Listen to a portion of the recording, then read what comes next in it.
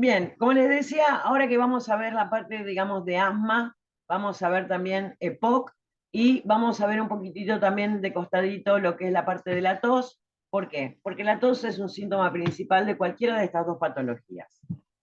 Vamos a ir hablando un poquitito primero con respecto a la tos, perdón, a la tos, al asma. ¿Mm? ¿Qué es el asma? El asma básicamente es una enfermedad crónica. No se sabe muy bien por qué ocurre, o sea, no se explica muy bien todavía qué es lo que ocurre y por qué se produce. El asma tiene una característica que es una enfermedad que es crónica, o sea, que no se cura, que está siempre, pero que va a tener periodos intercrisis en los cuales la persona no tiene ningún tipo de síntoma. No va a tener ningún síntoma. O sea, que va a ir desarrollando los síntomas únicamente si tiene una crisis. Ahora, ¿qué es lo que ocurre? ¿Por qué se desencadena esa crisis? Muchas de las crisis asmáticas se van a desencadenar dependiendo cada persona en particular. ¿eh?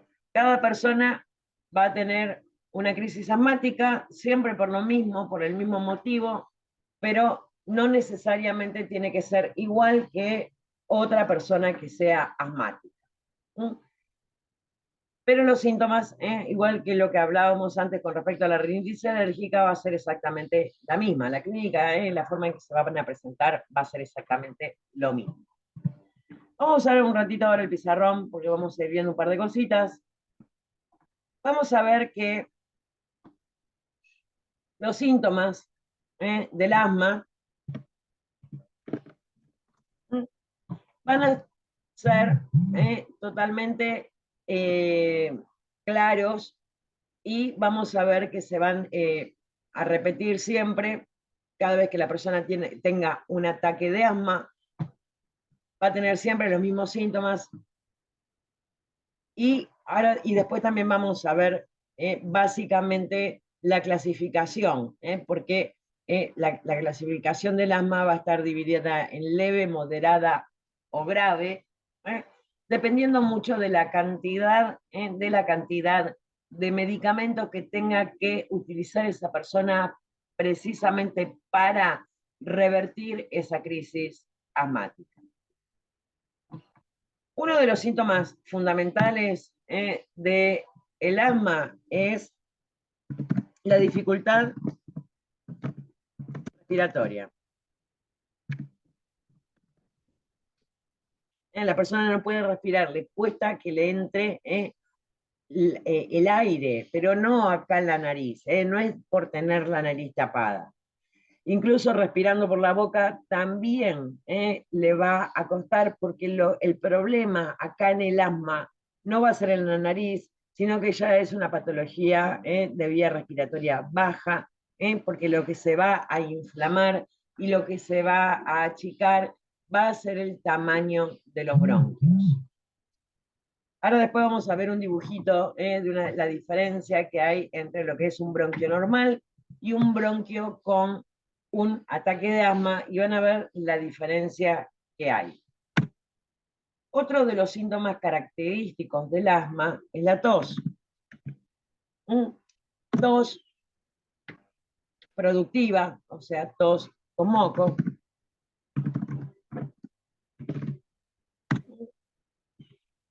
Las sibilancias, que es el chillido que se escucha en una persona que es asmática cuando respira. ¿Y eso por qué? Nosotros vamos a ver que precisamente el asma, si bien no se sabe por qué se produce, pero se sabe qué es lo que ocurre. Se lo conoce como una hiperreactividad bronquial. ¿Qué significa esto? Cualquier persona normal cuando respira y hay algún contaminante en el aire que está respirando, esos bronquios se van a cerrar un poquito, precisamente para impedir que esa contaminación llegue a los pulmones. En una persona asmática, se van a cerrar de la misma manera, pero van a quedar demasiado finitos. Y al ser más finito el bronquio, que es un tubo, menor cantidad de aire va a poder atravesarlo, por eso la dificultad respiratoria. Y por eso también las sibilancias. Si nosotros, o sea, soplamos un tubo que es grueso, el ruido va a ser un ruido grave. En cambio, si soplamos a través de un tubo que es finito, el ruido va a ser mucho más agudo. Y como precisamente nuestro oído está más como preparado a la audición de los sonidos agudos, estas mismas sibilancias se van a escuchar así, sin necesidad de utilizar ningún tipo de instrumento. Cuando nosotros respiramos normalmente, no escuchamos el ruido cuando pasa el aire por nuestra tráquea, por nuestros bronquios. Si acercamos un estetoscopio, sí lo vamos a escuchar. En cambio, acá las sibilancias se van a escuchar sin necesidad de escuchar, de aplicar ningún tipo de instrumento. Acá ni siquiera con eso. Se escucha, así, se escucha como un chiflido. Así es el sonido de las sibilancias. Y el otro síntoma también característico del asma es la opresión torácica. Me quedó el acento al revés.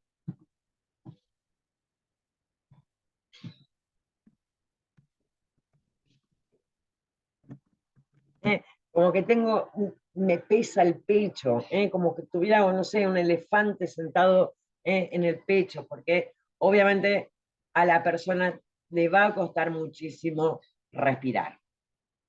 Estos son síntomas característicos, aquellas cosas que pueden desencadenar el ataque de asma, son cosas quizás muy similares a las que vimos hace un ratito con respecto a la rinitis alérgica. También puede ser la caspa de los animales, también puede ser el polen, también puede ser los ácaros. En realidad pueden ser muchas cosas más. También puede desencadenarla el ejercicio, ni hablar el humo del tabaco. Y vuelvo a repetir, de la misma manera que en la alergia cada persona tendrá su propio desencadenante de esa reacción alérgica, precisamente en el asma va a pasar exactamente lo mismo, pero en lugares diferentes del sistema respiratorio. La rinitis acá en la nariz, en el asma acá en los bronquios. Ahora, obviamente, esperen que primero les quiero mostrar el dibujito.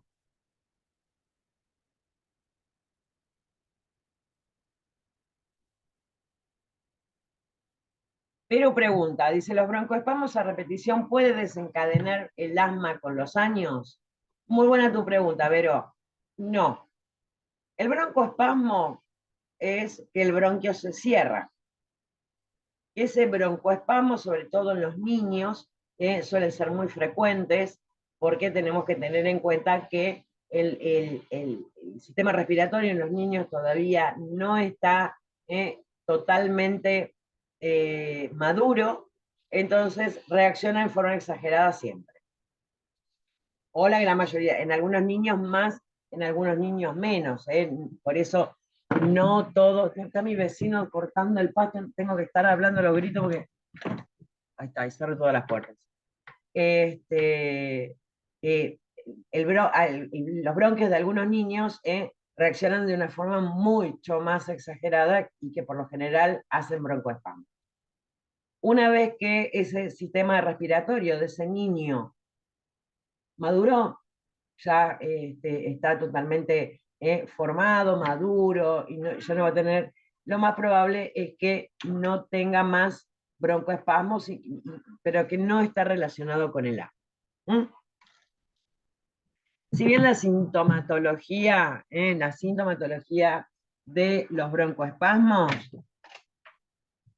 es muy similar e incluso también dale Miriam, la medicación que se utiliza para los broncoespasmos también suele ser muy similar a la que se utiliza en el asma. ¿Mm? Te quería mostrar precisamente un dibujito de cómo se ven los bronquios.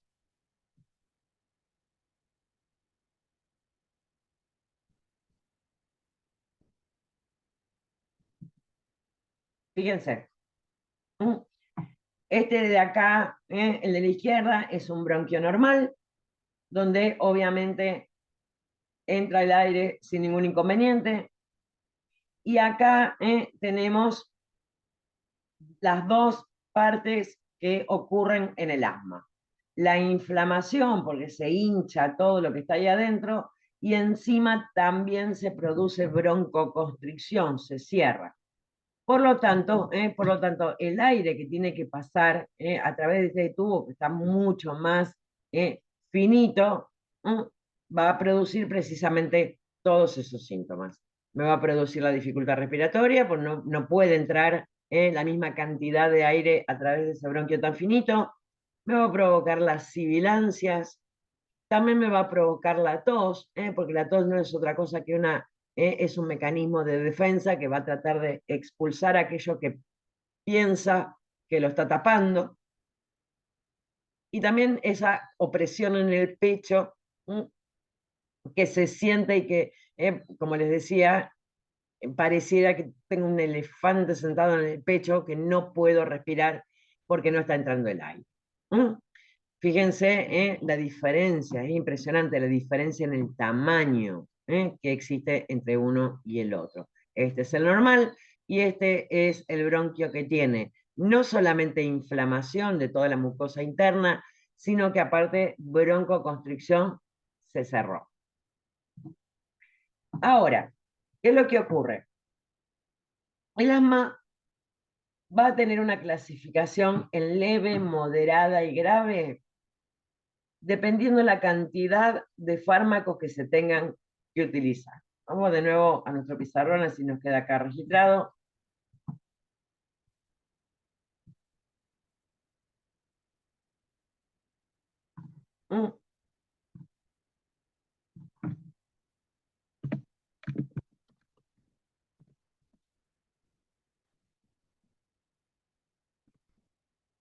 Vamos a ver que en el asma leve,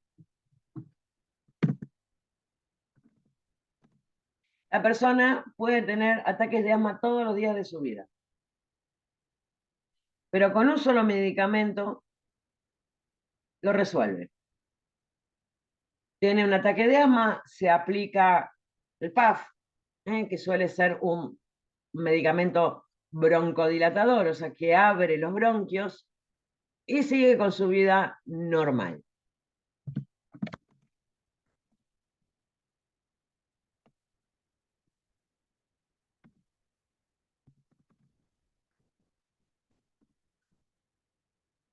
Vamos a suponer que esa misma persona u otro, también puede tener un ataque de asma, una vez por semana, pero se aplica el broncodilatador y nada, no pasa absolutamente nada, no revierten los síntomas. Entonces acá ya va a tener que utilizar no solamente un broncodilatador, sino que también un antiinflamatorio. Ya vimos que precisamente el asma se producía inflamación y se producía broncoconstricción. Si con el broncodilatador solito no le alcanzaba, ahora va a necesitar también un antiinflamatorio. Entonces acá ya va a estar necesitando dos medicamentos.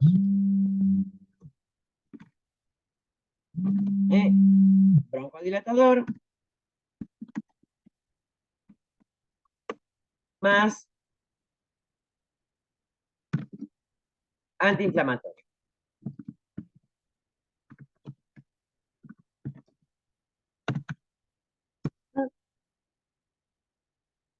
Y en el asma grave, acá aplica broncodilatador, aplica antiinflamatorio y nada, sigue con los síntomas. Ya acá va a utilizar los dos medicamentos y también oxigenoterapia. Todo lo anterior más oxigenoterapia.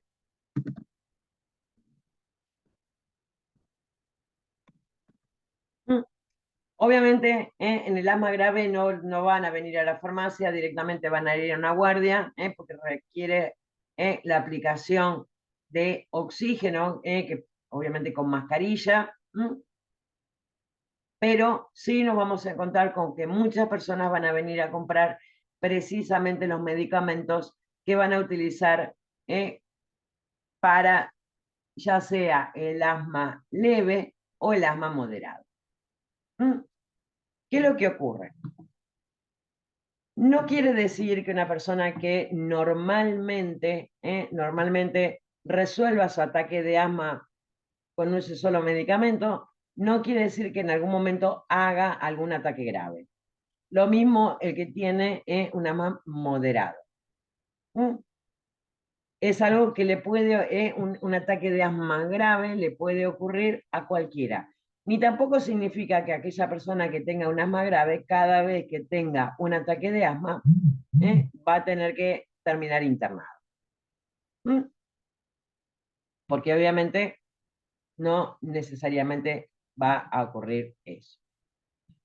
Entonces, con respecto a la fisiopatología del asma, recordemos que cada persona va a tener un motivo por el cual se desencadene ese ataque de asma. En la fisiopatología precisamente del asma hay inflamación de toda la mucosa que está por dentro de los bronquios y también hay broncoconstricción. Después, si es leve, moderado, obviamente quien lo va a decidir va a ser el médico y quien va a administrar la medicación, quien va a decir, bueno, vos tenés que consumir esto, esto, esto y esto, obviamente va a ser el mismo médico y nosotros le venderemos los medicamentos. Ahora vamos a ver un poquitito de qué se trata el EPOC. EPOC significa enfermedad pulmonar obstructiva crónica. Vamos a compartir ahora también otro dibujito. Vamos a ver que el EPOC, enfermedad pulmonar obstructiva crónica, se puede producir en dos lugares diferentes.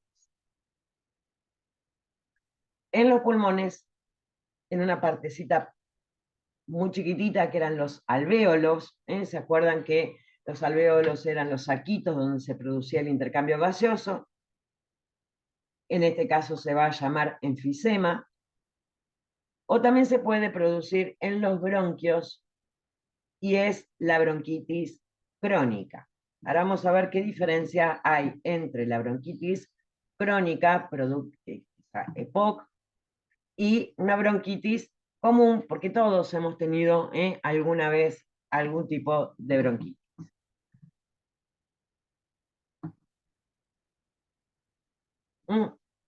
Como ven, acá tenemos las dos grandes diferencias de lo que es el EPOC.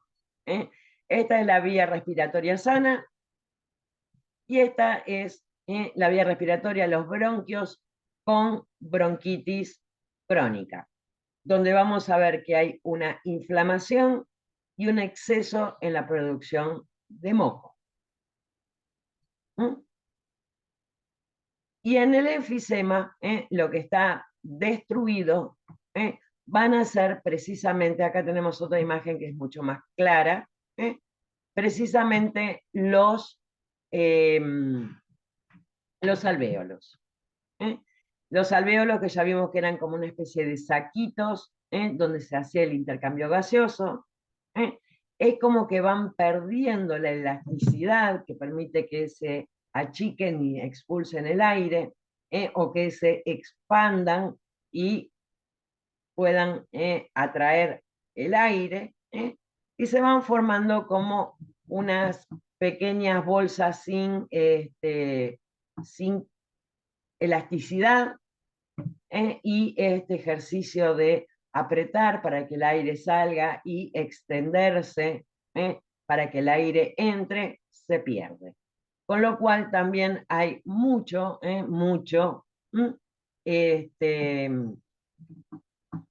dificultad respiratoria. Fíjense cómo son los alvéolos normales, ven que tienen como una especie de parecita, y acá es como que se van rompiendo, se van perdiendo esas parecitas. Ahora, ¿qué diferencia hay entre una bronquitis crónica, que está dentro del grupo y del apartado, obviamente, del EPOC? Porque cualquiera de nosotros podemos tener una bronquitis, que no es otra cosa que una inflamación de los bronquios, que la gran mayoría de las veces va a estar relacionada con una infección bacteriana, en la cual también va a haber fiebre. Acá, en la bronquitis crónica, primero y principal, para poder decir que una persona tiene bronquitis crónica, tiene que haber tenido 3 episodios de bronquitis durante los 3 últimos años. 3 episodios de bronquitis a lo largo de los 3 últimos años. O sea que tendría que haber tenido en los 3 últimos años y como 9 veces, como mínimo, bronquitis. Ahí, obviamente, se puede realmente hablar de que eso es una bronquitis crónica. Y que la bronquitis crónica, también a diferencia de una bronquitis infecciosa, obviamente va a estar totalmente relacionada con el uso del tabaco, con el consumo de tabaco. El enfisema también.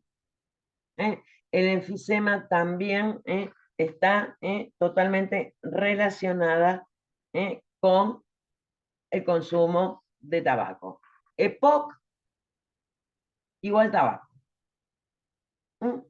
Por lo tanto, el tratamiento del EPOC, lo principal, lo fundamental, es abandonar lo antes posible precisamente el tabaco. En realidad, la persona que, Miriam pregunta, aunque no fumaste nunca, no, la realidad es que obviamente aquella persona que se considera fumador pasivo, que nunca piturreó, pero que está en un ambiente donde hay muchos fumadores, a la larga puede también desarrollar bronquitis crónica o enfisema. Es mucho más difícil en realidad, bastante más difícil que le ocurra. Al fumador activo suele ocurrir muy fácil. Pero no quiere decir que el fumador pasivo esté exento de poder desarrollar cualquiera de estas 2 patologías. Y de la misma manera que ocurre con el asma, también se van a utilizar broncodilatadores, porque si ese bronquio está tan inflamado, si yo lo agrando un poquito, quizás va a poder ingresar un poco más de aire. También se van a usar antiinflamatorios, y lo más triste del caso, que cuando ya es demasiado grave, cuando es demasiado grave el EPOC, de la única manera que se puede más o menos arreglar, el enfisema, se puede hacer algún tipo de cirugía como para extirpar esa parte que está rota, pero la única solución de de una persona que tiene POC, obviamente es un trasplante de pulmón, de pulmones. ¿Mm?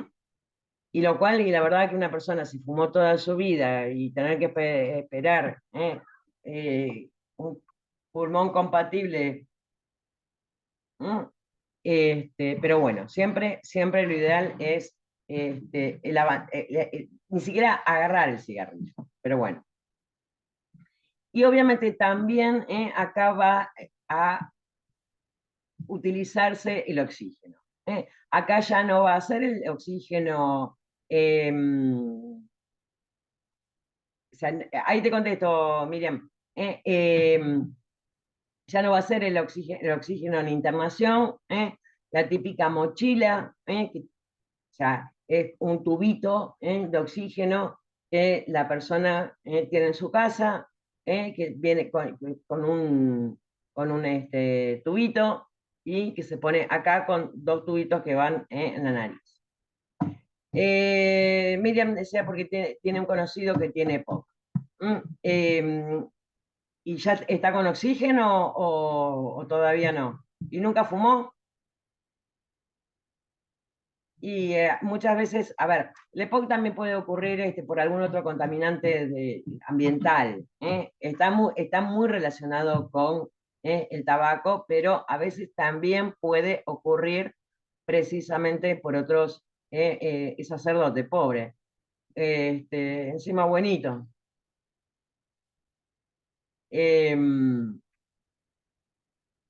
Puede haber quizás otros contaminantes. Bien. Y lo último que nos quedaba ver un poquitito es el tema de la tos. La tos que obviamente también, al igual que los estornudos, es una manera de defensa que tiene nuestro organismo para tratar de expulsar algo que está en la vía respiratoria. Por lo general, así como los estornudos tratan de sacar lo que está en la nariz, la tos va a tratar de sacar lo que está en la tráquea o lo que está en los bronquios o lo que está en los pulmones.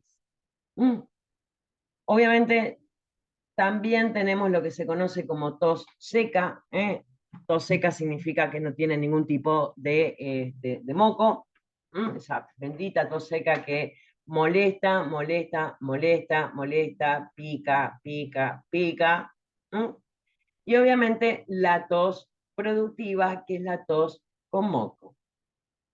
Así como la tos seca, sí es recomendable el tratamiento. Ya vamos a ver cuáles son el tipo de fármaco que se utiliza para el tratamiento de la tos seca. En cambio, la tos productiva, lo ideal es no tratarla. ¿Por qué? Porque obviamente al tener tos, el cuerpo está eliminando, sacando todo aquello que está en la vía respiratoria y que va a estar molesta. Ahora, y ustedes me van a decir, pero profe, cada vez que vamos en la farmacia hay 10.500.000 jarabes para la tos. Bueno, ¿en qué momento tratar la tos? Cuando ya la tos me impide hacer las cosas que tengo que hacer. Cuando yo estoy con tanta tos que ya me duele la panza de toser, que no puedo trabajar porque estoy tosiendo. A mí me pasó en pleno invierno, estaba con una tos que no podía, eran dos palabras tos, dos palabras tos. Me agarraban ataques de tos, imagínense, hablando así de forma virtual. Bueno, ahí sí, obviamente, está recomendado un jarabe para la tos. Si no, en lo posible, es preferible que no se trate. Vuelvo a repetir, si la tos está impidiendo que yo pueda hacer todo lo que tengo que hacer, ahí sí. Si no, no tanto. Bien, ¿alguna duda de todo esto que estuvimos viendo hoy? Creo que respiratorio no es tan largo tampoco, es muy cortito, muy simple.